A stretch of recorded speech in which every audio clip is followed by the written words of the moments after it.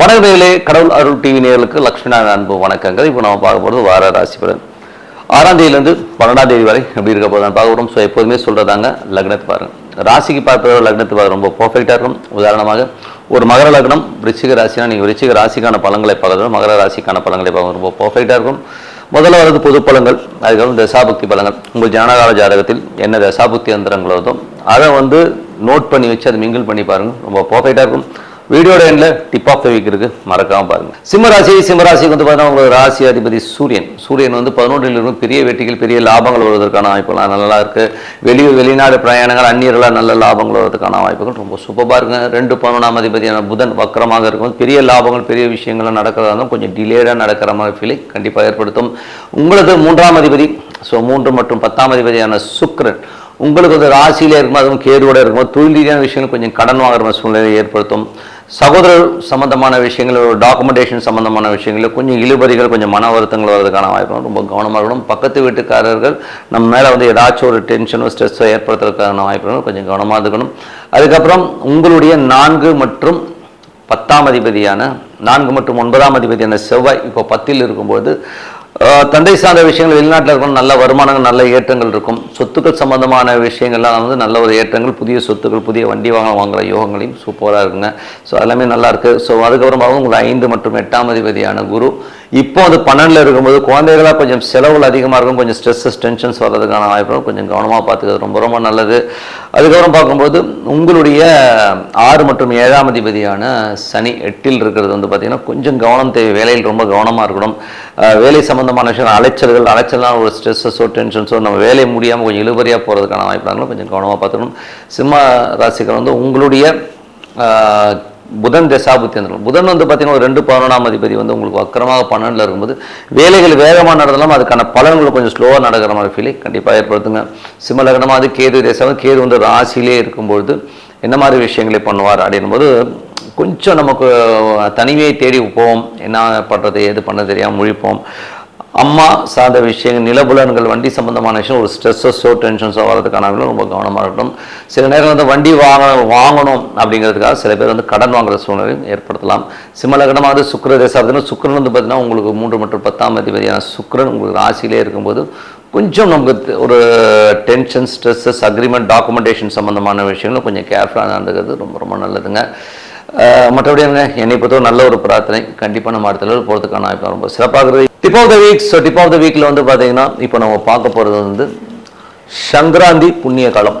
எப்போதுமே சூரியன் ஒரு ராசியிலிருந்து இன்னொரு ராசிக்கு பயிற்சியாகிறது ஒரு முக்கியமான காலமாக நம்ம கடைபிடிக்கிறோம். அந்த வழிபாடு, அந்த சங்கராந்தி புண்ணிய காலம்ன்றது பார்த்தீங்கன்னா ஒரு சூரியன் இப்போ மிதுனத்திலேருந்து கடகத்துக்கு பயிற்சி வரார், அதாவது ஆடி மாதத்துக்குள்ளே வரார் வச்சுக்கோமே. ஸோ அந்த ஆடி மாதம் தொடக்கம்.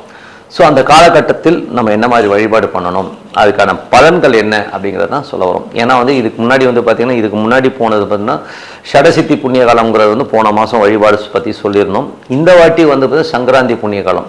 ஸோ இது சங்கராந்தி புண்ணிய காலத்தை எந்த வழிபாடு பண்ணணும்னா இது முழுக்க முழுக்க ஹரிஹர சுதன் ஐயப்பனை வழிபாடு பண்ணுங்க. ஸோ அந்த காலகட்டத்தில் என்னைக்கு 17ஆம் தேதி அன்னைக்கு காலையில் வருதுங்க. ஸோ காலையிலும் போது உங்களுக்கு நீங்கள் 6லிருந்து ஒரு 9 மணி வரை நீங்கள் வழிபாடு பண்ணலாம். அது அற்புதமான பலன். எப்படின்னா ஒரு 27 முறை ஐயப்பனை வலம் வரணும்.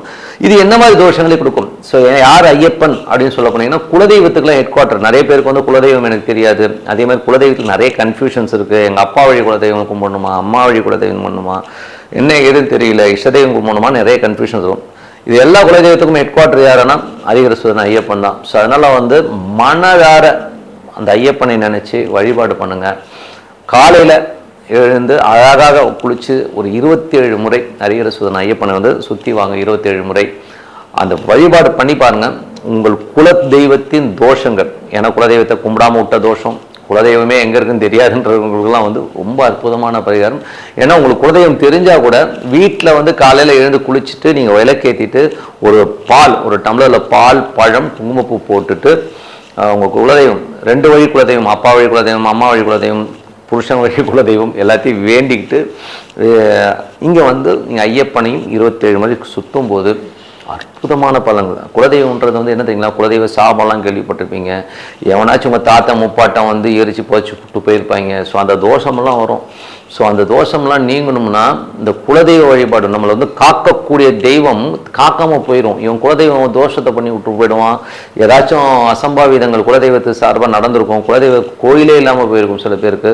அந்த மாதிரி இருக்கவங்க குலதெய்வம் ஏங்கும், என்னை வந்து வழிபாடு பண்ண மாட்டேன்றன்னு இயங்கும். ஸோ அப்படிப்பட்டவர்களுக்கு வந்து பார்த்தீங்கன்னா இந்த மாதிரி வழிபாடு பண்ணும்போது அற்புதமான பலன் கிடைக்குங்க. சும்மா அட்டகாசமாக இருக்கும். உங்கள் குலம் தழைக்க, குலத்தில் உள்ள சாபங்கள் நீங்க, ஓகேங்களா, அந்த வழியாக இருக்கிற அந்த சாபங்கள் நீங்கிறதுக்கு, குலதெய்வ தோஷங்கள் போக்குறதுக்கு வந்து இந்த வழிபாடு ரொம்ப நல்லாயிருக்கும்.